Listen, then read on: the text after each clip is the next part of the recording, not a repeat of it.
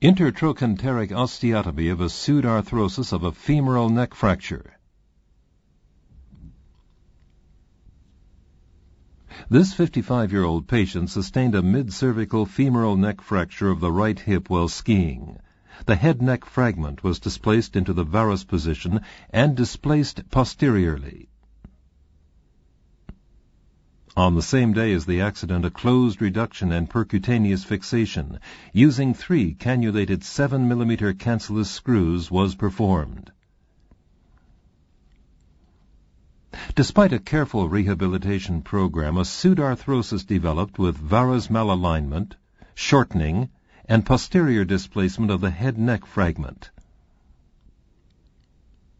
CT imaging of a well-vascularized pseudarthrosis shows no signs of a vascular necrosis of the femoral head.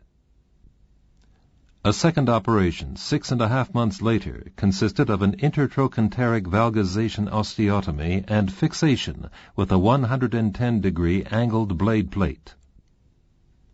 The pre-operative planning consisted of drawing the pre-operative situation and establishing the appropriate position of the angled blade plate and the lateral bone wedge to give a correction angle of 26 degrees. The entrance point of the blade is 32 millimeters above the most proximal screw hole. The lateral bone wedge has a base length of 18 millimeters. The final position of the osteotomy planes and the angled blade plate now are drawn. The plane of the pseudarthrosis, the green line, is changed 26 degrees into an almost horizontal position. The ideal final position corresponds to the contralateral side, while respecting the length and angle.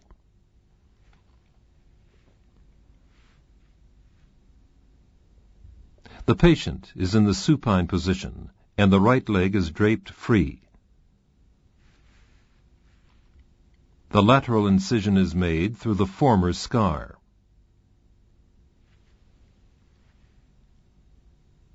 The femoral neck is exposed anteriorly using a modified Watson-Jones approach between the gluteus medius and minimus on the one side and tensor fasciae lati on the other. The muscle bellies are retracted with Hohmann retractors. Then the proximal muscle belly of the vastus lateralis muscle is mobilized.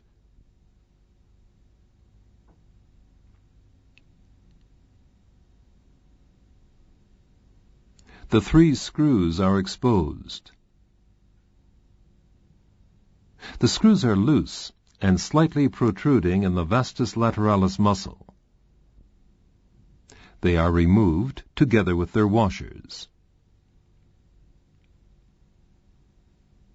The lateral side of the greater trochanter is exposed, and the antitorsion of the femoral neck is determined with an overriding Kirschner wire on the right. On the left, a K-wire is placed in the most proximal screw hole. The entrance point for the blade is identified according to the pre-operative drawing, 32 millimeters above the most proximal screw hole, towards the tip of the greater trochanter.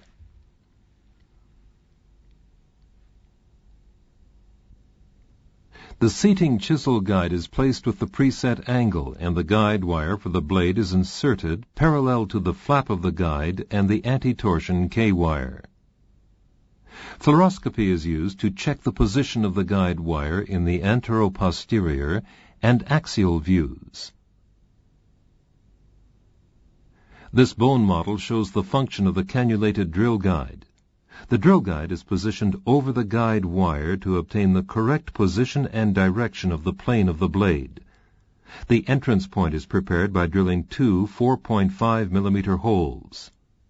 The cannulated seating chisel is inserted to the desired depth while respecting the sagittal plane using the slotted hammer.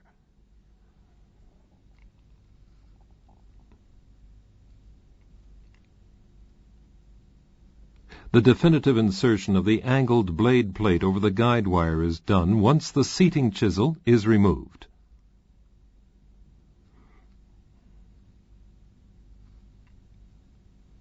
The same procedure is now shown in surgery.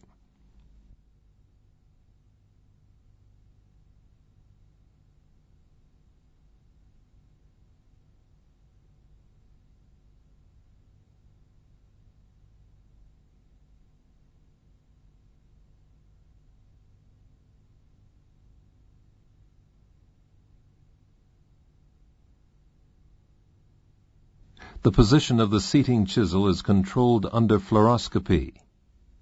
The seating chisel is removed.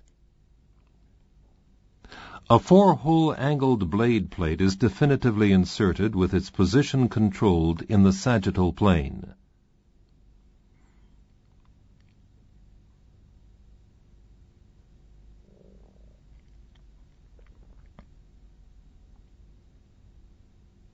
The blade position is checked under fluoroscopy. The lower osteotomy plane is marked with electrocoagulation and a K-wire. A second K-wire is superimposed and the upper osteotomy plane for the wedge is marked. The correct position is confirmed under fluoroscopy. The clinical situation and the X-ray are compared with the preoperative drawing. The lateral base length of the wedge is 18 millimeters. The correction angle is 26 degrees.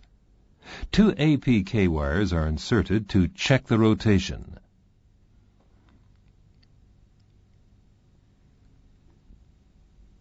The osteotomy is done with the oscillating saw. Heat damage is prevented by continuous irrigation using Ringer's solution. Fluoroscopy is used to check the osteotomy planes.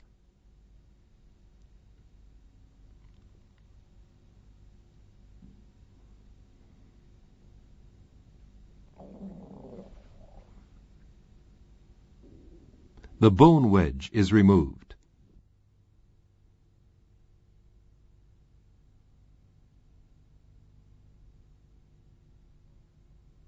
Soft cancellous bone is used for filling.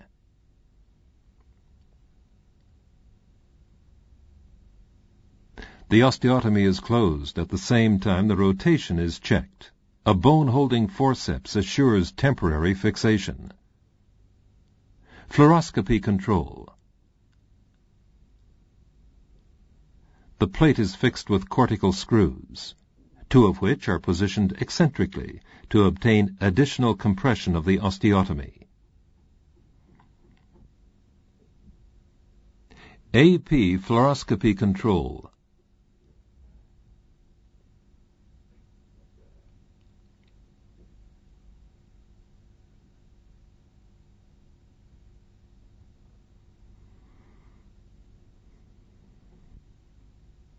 Closure of the wound by reinsertion of the vastus lateralis.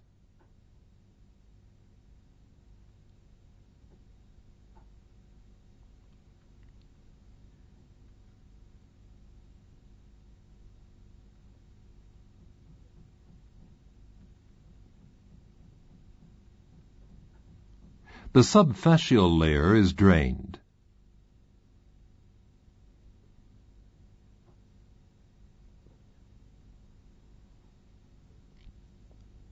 The iliotibial tract is closed with resorbable suture material.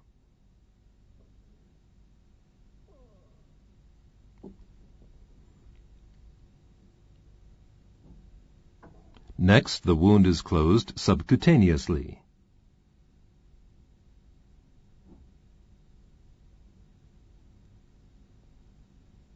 The subcutaneous layer is drained.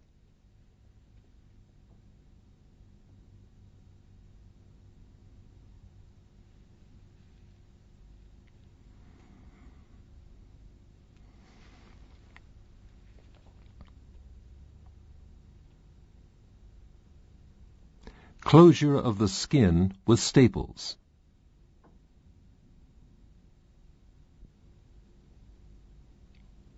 The post-operative X-ray corresponds to the pre-operative plan. The post-operative course was uneventful. Early partial weight-bearing was allowed, and after 6 weeks, the patient returned to full weight-bearing. 3 months later, the osteotomy is completely united in the correct position in both planes.